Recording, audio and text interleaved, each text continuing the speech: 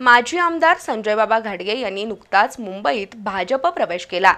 त्यानंतर संजयबाबा घाडगे आणि त्यांचे पुत्र गोकुळचे संचालक अंबरीश घाडगे यांनी खासदार धनंजय महाडिक यांची सदिच्छा भेट घेतली। राज्यातील आणि केंद्रातील भाजप सरकारच्या योजना सर्वसामान्य माणसांपर्यंत पोहोचवण्यासाठी आणि कागल तालुक्यात भाजप वाढवण्यासाठी घाडगे गटाच्या कार्यकर्त्यांनी प्रयत्न करावेत असं आवाहन खासदार महाडिक यांनी केलं। भाजपमध्ये प्रवेश केलेल्या कागलमधील माजी आमदार संजयबाबा घाडगे आणि त्यांचे पुत्र अंबरीश घाडगे यांनी नुकतीच खासदार धनंजय महाडिक यांची सदिच्छा भेट घेतली। भाजप हा केडर बेस आणि शिस्तबद्ध पक्ष असून राज्यात आणि केंद्रात दोन्हीकडे भाजपची सत्ता आहे। अशावेळी पक्षाची ध्येय धोरणं आणि सरकारच्या विकासाच्या योजना सर्वसामान्य जनतेपर्यंत जाण्यासाठी प्रयत्न करावेत असं आवाहन खासदार महाडिक यांनी केलं।